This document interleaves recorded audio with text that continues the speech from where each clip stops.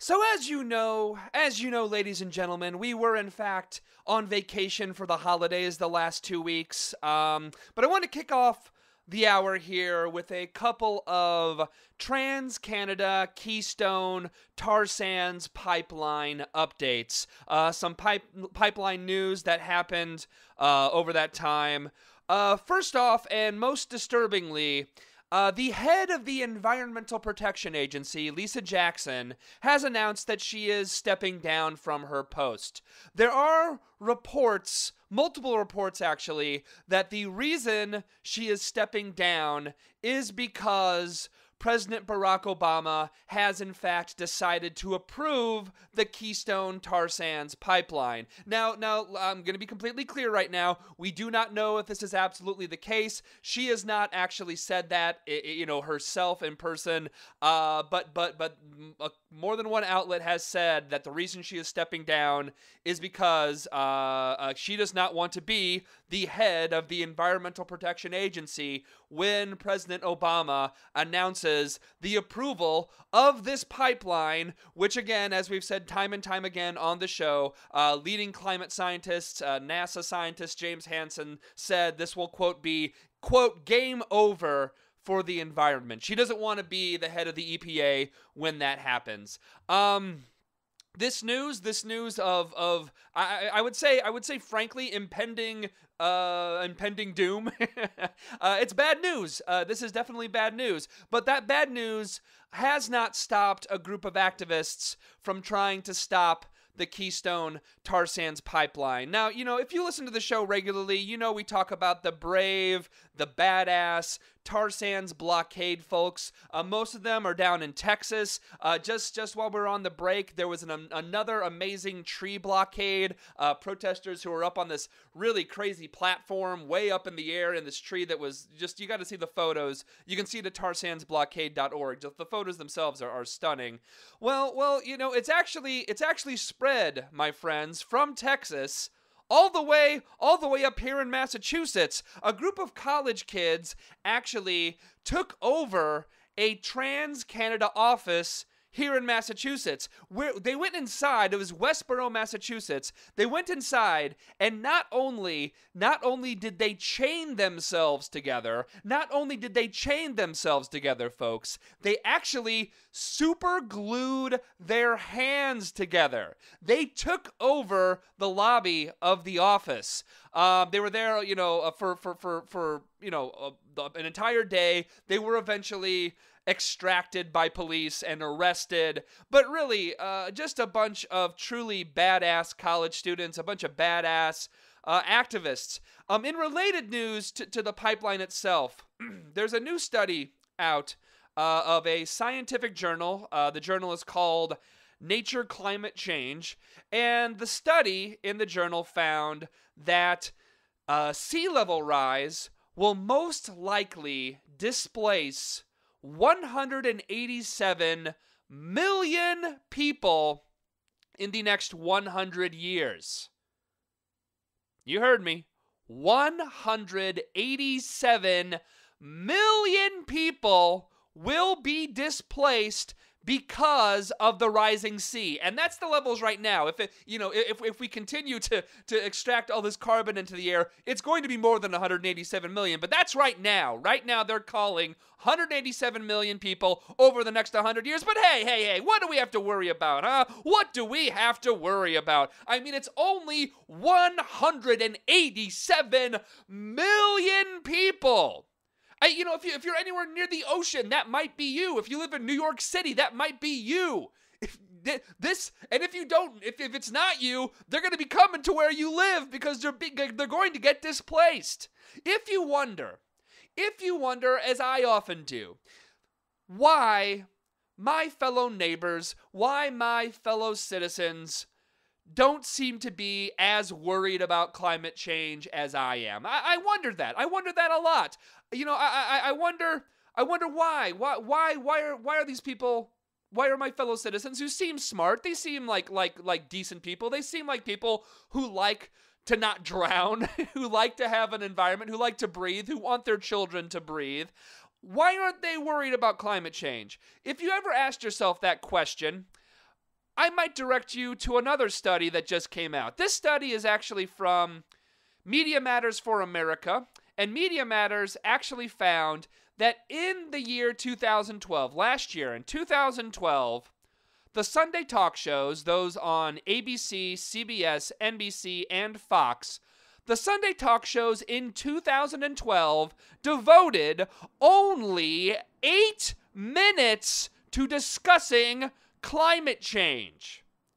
I know, hold on. You're probably asking yourself, what do you mean, Matt? What do you mean 8 minutes? Do you mean 8 minutes per week? Do you mean eight minutes per show? No. That's not what I mean. I don't mean 8 minutes a week. I don't mean 8 minutes per show. I mean 8 minutes total, combined, for the entire year of 2012. Need I remind you, this was the hottest year on record. We had droughts that are still going on in the Midwest. We had wildfires. This was the year of friggin' Superstorm Sandy, ladies and gentlemen. New York City was underwater. Friggin' New Jersey, the boardwalks were destroyed.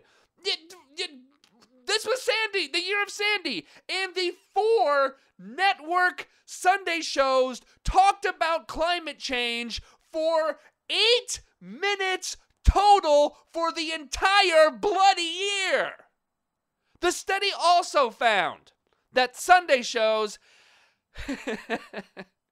they found that, I know you're going to be shocked, the study found that Sunday shows have not, in fact, quoted one scientist on climate change, not just in 2012, but there was no scientist quoted in 2012. Not just 2012, not just 2012 and 2011, not just 2012, 2011, 2010, but for 4 years! 4 friggin' years! Not one scientist has been quoted on climate change on the Sunday morning talk shows in 4 years! They also took a look at the nightly news programs on the major networks. And I know you're shocked to find out the results are not any better. In fact, considering that they're actually nightly shows, they're on, 5 days a week and not just once a week, the results actually, if you look at it that way, are actually much, much worse. Media Matters found in all of 2012, all of the major network nightly news shows spent less than 1 hour combined on climate change. Let me be clear. There are some of the mentions, most of the mentions on these shows, most of the coverage on these shows, and again, there's not a lot of it, but of the actual mentions and coverage, a good deal of it is actually deniers of climate change. Asking friggin' inbred idiots like Rick Santorum, does he believe in climate change? Oh, of course I don't believe in climate change. Oh, no. It's not real. That's what a good portion of this minimal coverage actually is. Dumb, stupid politicians who say it doesn't exist. Let's be clear right here. Not that most Democrats' actual actions on climate change are any better. Look, most Democrats will admit that climate change it actually exists, but their actions don't even begin to show that this is a crisis.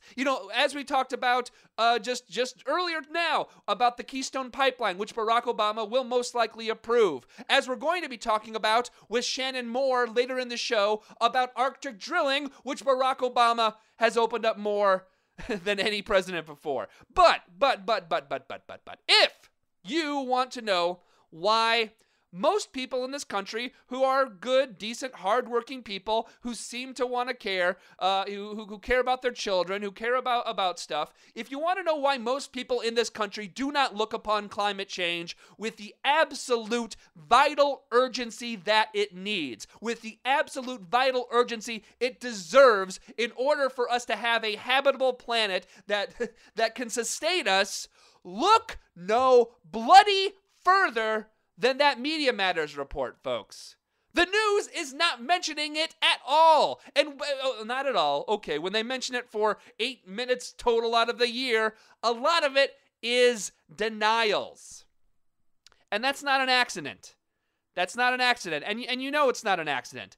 And the reason is big energy has a stranglehold on our media and our politicians, folks.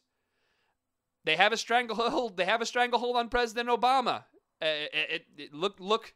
We're going to be talking about that more with Shannon Moore, which makes to me the amazing, heroic civil disobedience, the heroic activism of groups like the Tarsands Blockade, all the more important and necessary and vital. These folks are putting their bodies on the line. They're literally gluing themselves to each other to draw attention to this horrible pipeline that is staring us in our faces right now. Just this week, folks got arrested here in Massachusetts, in Houston, Texas, at a TransCanada office, in Wisconsin, where one of the subsidiaries and contractors are. They got arrested to have a habitable environment for their children and grandchildren, and you know what?